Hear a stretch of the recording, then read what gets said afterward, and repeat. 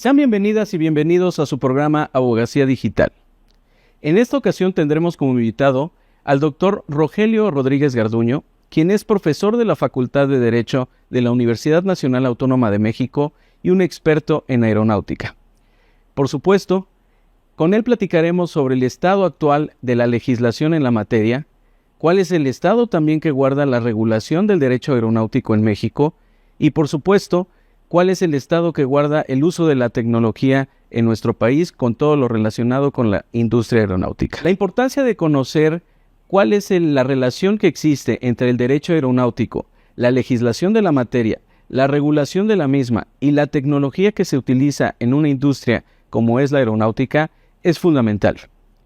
¿Cuál es el momento que vive México en cuanto a lo regulado por la Constitución, por la legislación emanada de la misma, y cómo está la tecnología tanto en los aeropuertos como en las aeronaves y la capacitación del personal para hacer utilización de la misma?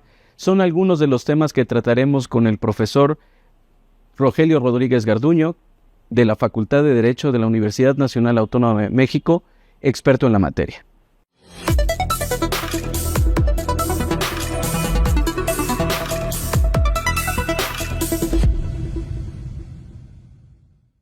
Ya estamos aquí en su programa Abogacía Digital. El día de hoy tenemos a un invitado muy especial, el doctor Rogelio Rodríguez Garduño, quien es profesor de la Facultad de Derecho de la Universidad Nacional Autónoma de México y es un experto en diversas materias, entre ellas el derecho aeronáutico. Se trata de un experto al que acuden diversos medios de comunicación y acudimos diversas personas que nos interesan algunos temas relacionados con su área de expertise. Y en esta ocasión hablaremos sobre el derecho aeronáutico, cuál es su regulación en México y cómo las tecnologías están afectando de manera positiva o negativa esa regulación. Muchas gracias por estar con nosotros, doctor. Doctor, el honrado soy yo estar en este espacio y poder hablar de un tema tan importante como el derecho aeronáutico. Por supuesto que para la Barra Mexicana Colegio de Abogados es muy importante conocer de la voz de las personas expertas las diversas materias que hoy están teniendo un impacto en el Estado de Derecho en México, en la forma en que vivimos, y el derecho aeronáutico no es una excepción. Tenemos que en los últimos años se han dado diversos cambios a nivel regulatorio, también en todo lo relacionado con la infraestructura que contamos sobre todo en el centro del país. ¿Qué nos puede decir sobre el derecho aeronáutico y qué momento estamos viviendo en México? Bueno, para hacer esto, digamos, amigable, a mí me encanta hablar de este tema. Agradezco a la Barra Mexicana Colegio de Abogados por su conducto, que podamos atender situaciones de esta naturaleza. Y yo diría que son todas aquellas relaciones jurídicas, se estudian a partir de un fenómeno técnico que se llama aeronave. Donde hay una aeronave de manera directa o indirecta, ahí está el derecho aeronáutico. Por ejemplo, si hablamos de la regulación de las tripulaciones aeronáuticas, estamos hablando del derecho aeronáutico. Si decimos que, por ejemplo, el artículo 32 de la Constitución dice que solo los mexicanos por nacimiento que no obtengan otra nacionalidad pueden tripular una aeronave que se ostente con la bandera nacional, está el derecho aeronáutico, porque es una relación jurídica que se da a partir de la aeronave. Si hablamos de un contrato de arrendamiento de aeronaves simple o un contrato de arrendamiento con tripulación, lo que se llama wet lease o arrendamiento húmedo, está la aeronave de por medio, está el derecho aeronáutico.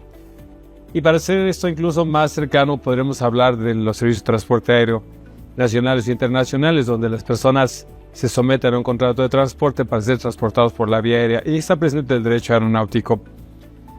Así podríamos decir que el derecho aeronáutico tiene una afinidad con prácticamente todas las áreas de tanto derecho público como derecho privado, todas las ramas del derecho.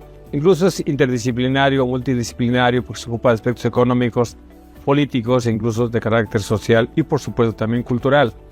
La actividad turística, la actividad comercial no se entendería si no es a través de este medio del transporte como es el transporte aéreo y su regulación.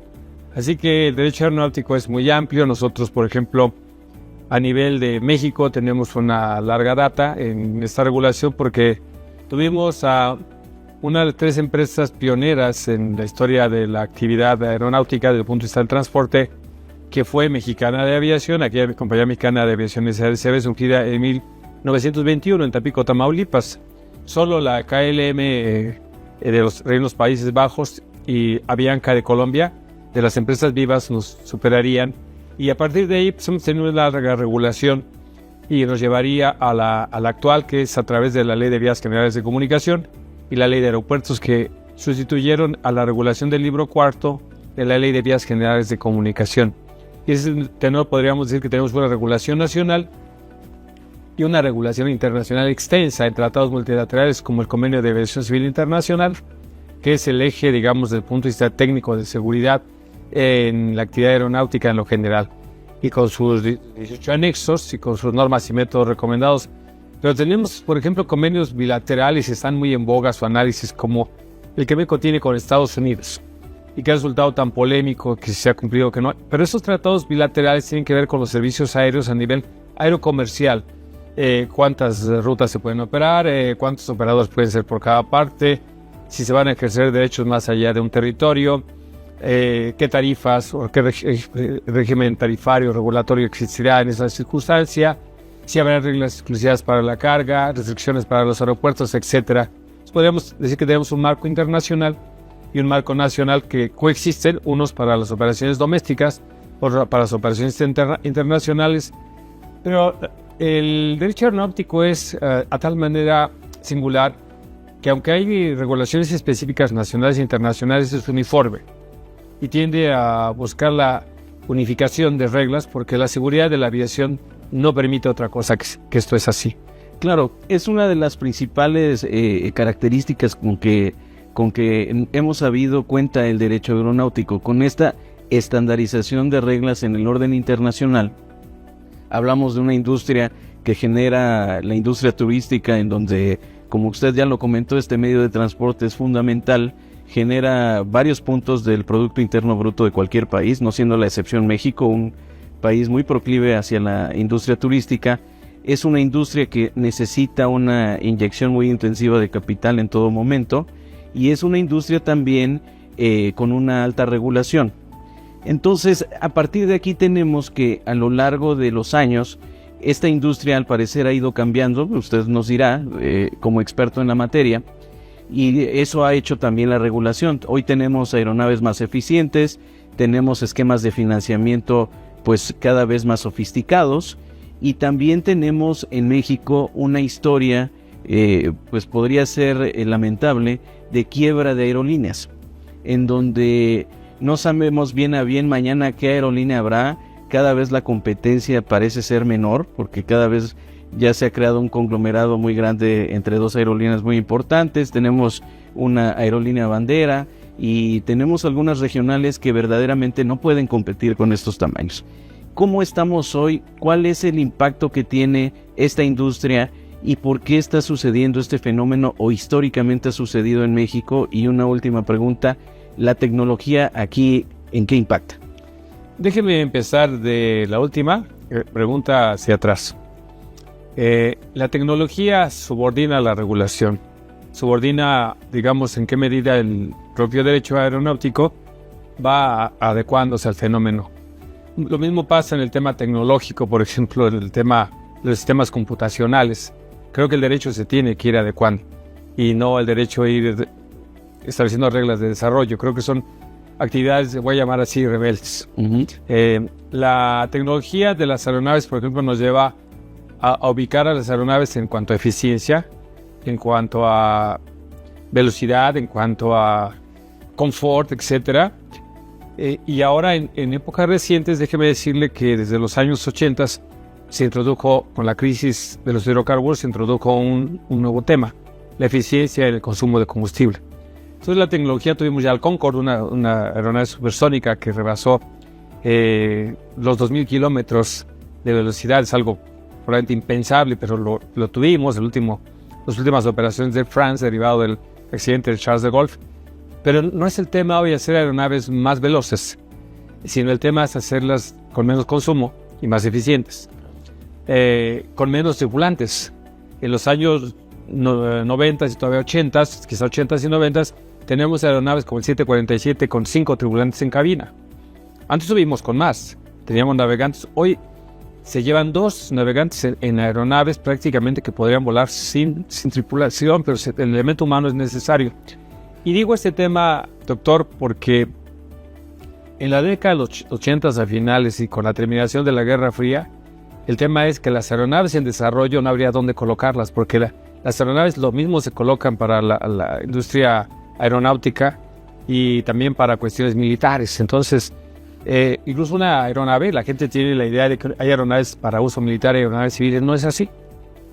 Tenemos, por ejemplo, aeronaves 737 que están adscritas a la Fuerza Aérea Mexicana y que vuelan para Aeroméxico, por ejemplo, y es el mismo tipo de aeronave.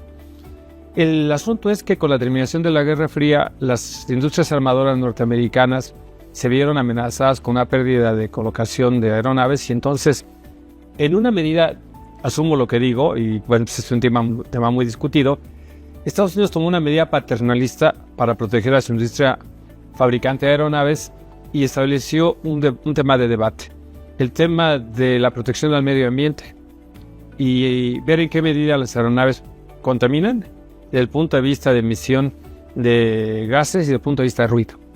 Luego sacó una regla que se llamó la Stage 1, etapa 1, donde estableció que ciertas aeronaves no podían operar a partir de un periodo de 3 y 5 años. Y el tiempo nos alcanzó. Y se retiraron aeronaves legendarias como el DC-10, como el 727, etc. Pero tenían apenas en operación algún tiempo. Pues se retiraron porque no cumplían con la etapa 1. Y entonces vimos el aeropuerto de Mojave. Invito a quien nos va a ver que vea un video, o si ha ido al aeropuerto de Mojave, tenemos el llamado cementerio aeronáutico, porque de cementerio no tiene nada, aeronaves que las vemos impecables. Pero no siendo suficiente eso, vino la etapa 2. En esa etapa 1 los operadores aéreos cambiaron de equipo aéreo en el modo tradicional y jurídicamente tradicional, que era sustituir esta y compro nuevas aeronaves. Pero vino pronto la etapa 2, entonces ya no pudieron y cambia las reglas jurídicas. Y entonces entra un jugador que no existía, que era el financista. El financista es aquel que puede soportar la sustitución de equipo para el operador aéreo. El operador aéreo está, todos y cada uno de ellos está en una quiebra técnica porque se quedaron sin recursos y además temiendo a una etapa 3 y posteriores etapas dijeron esto no lo podemos, es una carrera que no podemos seguir. Y en ese momento ese financista establece las reglas de disponibilidad de aeronaves, que son sindicatos de bancos, que son consorcios, que son fibras, que son fondos de inversión, etcétera, que pueden captar, digamos, los recursos de inversionistas que a corto plazo obtienen muy buen rendimiento por adquirir del fabricante y colocar en el operador aéreo la aeronave. Y aquí, ¿por qué digo esto? Porque entonces viene una nueva condición regulatoria, una nueva condición de la industria, y es qué países, por lo que de países, son más seguros para invertir. Y nuestro país entra en un debate que yo le aseguro, doctor, que usted y quienes nos siguen, hace favor de volverme a invitar porque voy a dejar un tema polémico en la mesa. Y el tema polémico es que se examinó la posición de México y se vio a principios del siglo que México era un país inseguro para la inversión de los bienes de alto valor. ¿Y por qué esto era así? Porque México mantiene la idea, según el artículo 14, segundo párrafo, de que nadie puede ser privado de las propiedades, de las posesiones o de los derechos, sino mediante un juicio seguido ante un tribunal previamente establecido donde se cumplan las formalidades esenciales del procedimiento y con leyes establecidas con anterioridad al hecho. Perfecto, lo suscribimos todos. Sí. Nada más que ese artículo está diseñado para las relaciones del poder y el gobernado. Gracias. Y nosotros, en un error histórico, los mexicanos, y ahorita digo por qué error histórico, nosotros lo aplicamos en las relaciones de derecho privado. Si celebramos un contrato de arrendamiento y si el arrendatario incumple con su obligación, el arrendador no tiene más remedio para, digamos, para que ese contrato se dé por terminado y haga la recuperación del bien, que ir a un tribunal. Y nosotros diríamos que esto es así. Yo le pregunto al auditorio, ¿por qué? Bueno, pues porque la escuela mexicana dice, por ahí los autores del derecho aeronáutico dicen que tenemos que preservar la garantía de audiencia. ¿Cómo? Si es una relación interparticular, eso no le hizo sentido a los financistas. Porque se ordenó revisar a través de la UNIDROIT, yo participé, todas las constituciones del mundo, todas. La OASI, la Organización de Aviación Civil Internacional, y la IATA, la Asociación Internacional de Transportistas Aéreos, por su nombre en español, crearon unos grupos de trabajo, el Aviation Working Group, Legal Aviation Working Group, que se dio la tarea de revisar todos los modelos y todas las constituciones del mundo, todas tienen ese enunciado en palabras más o palabras menos, que viene desde la Carta Magna inglesa, allá con Juan de Plantagenet. pero no funciona en Estados Unidos o en Guatemala o en El Salvador, no funciona como en México. Ajá. Si en Colombia hay un incumplimiento de un contrato, entonces las partes pueden resolver plenamente. Y en este caso, si está un contrato dado en financiamiento y hay un contrato de arrendamiento financiero, por ejemplo, y si hay un incumplimiento por insolvencia, entonces la primera cuestión es que yo puedo reposer el bien, me refiero al financista, Sí. sin acudir a un foro judicial. Y en México no. Entonces esta situación llevó, por el caso de México, quiero aclararlo, no es arrogancia, es un tema, porque así está dando el Vision Working Group, y por Camerún, establecer un tratado internacional que fue el Cape Town Convention, Convenio de Ciudad del Cabo, para establecer las reglas de financiamiento sobre equipos móviles de alto valor. El protocolo 4 se refirió a los equipos aeronáuticos, y había dos opciones como si fuera un menú. Uno que funcionaba como lo dije, y otro que daba la posibilidad de acudir al foro para avisar, al foro judicial, no para subordinar, digamos, la recuperación de la aeronave y dejar a salvo las obligaciones que hubieran estado pendientes. Todos firmaron la opción A de los 180 países que lo firmaron, y México firmó la opción B, y solo México firmó la opción B, pero además México, el Senado de la República, hizo reservas habilitantes que no estaban previstas en el tratado. En los hechos fue como si no hubiéramos firmado el tratado. ¿Y qué sucede, doctor? Porque ha sido muy extenso, que entonces nos convertimos en un país de alto riesgo. Entonces, la primera consecuencia es que no nos conceden la nacionalidad y matrícula. El financista nos pone a disposición de aeronaves, pero solo si se mantiene la nacionalidad y matrícula extranjera, en muchos de los casos. En otras ocasiones sí nos subordina esto, pero el costo de financiamiento y el riesgo de disponibilidad, si usted va a mandar una aeronave a El Salvador, y por decirle por qué El Salvador, o va a mandar una aeronave a Colombia, la manda primero a El Salvador y a Colombia que a México, porque México representa un riesgo. El costo de financiamiento es altísimo. Mire, le voy a poner un ejemplo. La nueva compañía mexicana de aviación, que no se llama así, sino que compró de la masa de la quiebra la marca, esta empresa del Estado no tiene aeronaves. Usted se preguntará, pero el Estado no puede alegar que no tiene recursos. Es que no consigue los contratos.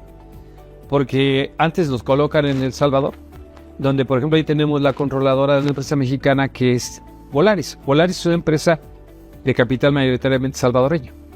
Entonces, primero llegan a El Salvador, y El Salvador hace mecanismos para que las aeronaves lleguen a México. Entonces tenemos un tema, doctor, donde tenemos, y hablamos de aeropuertos, tenemos 80 aeropuertos en México. 80 aeropuertos internacionales habilitados. Y sin embargo, los tenemos en algunos casos vacíos, absolutamente, en otros subutilizados, porque no hay aeronaves. Es el tema de que no hay aeronaves es porque jurídicamente no hemos resuelto esa superación de criterio del artículo 14. ¿Y demanda si hay? Sí. ¿O si habría, digamos? Sí, mire, cualquier vuelo, llega usted a cualquier aeropuerto, hoy en día están llenos. Sí, siempre nos dicen eso. Siempre nos dicen eso porque no hay la suficiente oferta. Tenemos 440 aeronaves de todas las líneas aéreas mexicanas para cubrir una demanda de un territorio tan extenso como piensa usted en Tijuana, Cancún, México, Cancún, México, Tijuana, Monterrey, etcétera, etcétera. Y la gente tiene que irse por tierra. El 96%, 95 y algo por ciento de las personas que se mueven y las mercaderías que se mueven en este país son por vía terrestre. Con todo lo que trae la inseguridad, lo que trae los problemas de logística, las carreteras, etcétera. Porque los servicios aéreos no tenemos oferta. Tenemos aeropuertos, si hablamos de aeropuertos, que si el Felipe Ángeles, que hace años Toluca, que si Puebla, que si Cuernavaca, que si hacíamos un nuevo aeropuerto que no hicimos, etcétera. Pero lo que no hemos advertido es que no hemos corregido el tema jurídico, y encontrarme en su espacio y aquí en la barra es para mí una ocasión de alertar, porque el tema es jurídico, doctor. Temas de una corrección de criterio jurídico que tal vez nos transformaría el sentido en cómo entendemos el derecho en México. Y esa parte sería la más relevante.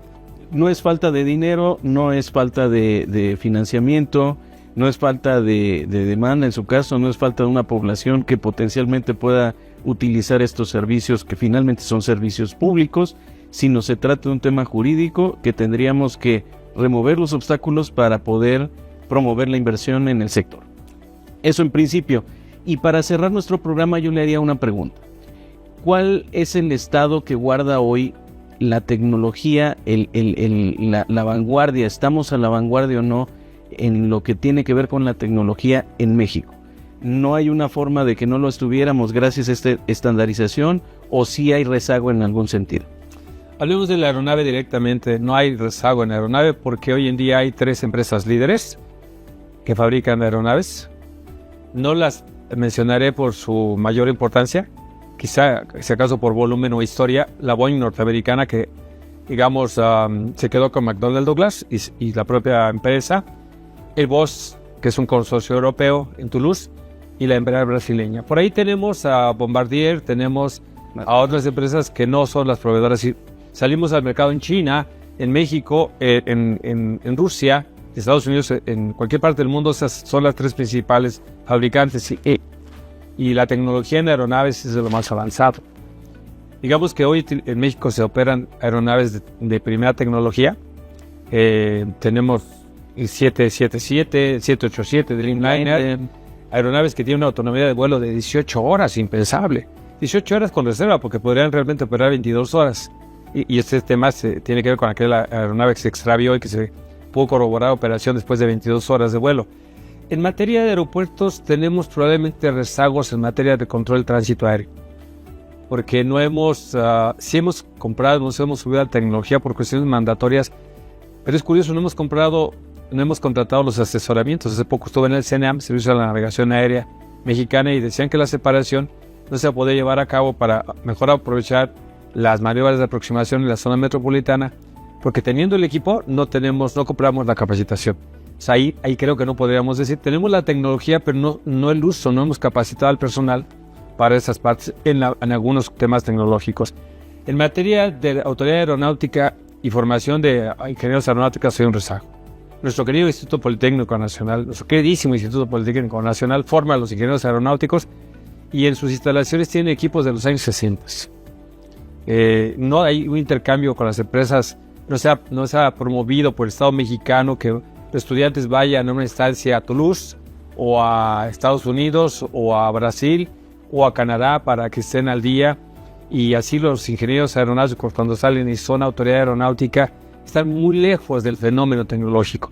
Y eso lo digo además, y con esto me permito cerrar la reserva y por el tiempo, por supuesto. Años recientes, Estados Unidos nos hizo una auditoría en función del cumplimiento de las normas internacionales y nos mandó a etapa 2, por segunda ocasión en 10 años. Esa etapa 2 significó calificar que México y solo 8 países en el mundo, de la zona africana básicamente y la zona del sudeste asiático, solo 8 países se encontraban en incumplimiento de las normas técnicas de aplicación de métodos y procedimientos tecnológicos y humanos. Luego, esta circunstancia nos permitió salir con el mundo de las promesas, porque estoy seguro que vendrá otra auditoría y espero se invierta y se modifique el artículo 28 constitucional, doctor, para que la actividad aeronáutica sea una actividad prioritaria del Estado mexicano, como lo son los ferrocarriles, porque la presidenta así se lo ha planteado, y es muy bueno que los ferrocarriles vuelvan a ser un foco de desarrollo, amén de otros análisis, pero tiene que serlo también la industria aeronáutica y la industria marítima, porque no podemos tener los litorales que tenemos y no aprovechar nuestros litorales. Por supuesto que lo deberíamos de hacer a través de la Rectoría del Estado y garantizar que el servicio público al que usted se refería se presten en condiciones de permanencia, precio, calidad y seguridad. Claro, y aquí lo que tendríamos para cerrar entonces el programa es, tenemos una situación privilegiada geográfica, ¿no? En donde estamos a un lado del que quizás sea el mayor mercado en la industria aeronáutica, tenemos un espacio aéreo también envidiable, tenemos vías marítimas también envidiables, y sin embargo no tenemos al día nuestra Constitución y por supuesto todas las leyes que emanan de la misma. Y a mí me parece que para nuestro auditorio puede quedar como conclusión esta necesidad que desde el punto de vista de una persona experta en la materia es el poner al día la Constitución, particularmente el artículo 28, y con ello vendrá en cascada seguramente una serie de cambios y una serie de condiciones para la inversión mucho más amigables, mucho más propicias, y por supuesto con ello la industria aeronáutica podría tener un crecimiento que estuviera a la par del crecimiento y del desarrollo que tiene nuestro país. no tengo más que agradecerle mucho por su visita, doctor Rogelio Rodríguez Garduño. Esperamos, y luego de esta propuesta que hace y de esto con lo que nos provocó a toda la audiencia y a un servidor, que contar de nuevo con su presencia en un próximo programa, y por supuesto a toda la audiencia de su programa Abogacía Digital, agradecerles el favor de su atención y vernos en la próxima emisión de este programa. Como pudimos ver, existen diversas propuestas para poner al día al derecho aeronáutico en nuestro país. Unas van desde la reforma constitucional al artículo 28 de nuestra ley fundamental, toda la legislación emanada de la misma, y también poner a la vanguardia todas las condiciones de los tratados suscritos por el Estado mexicano en la materia. Síganos en nuestras redes sociales BMA Plus y también véanos en nuestra próxima emisión de su programa Abogacía Digital.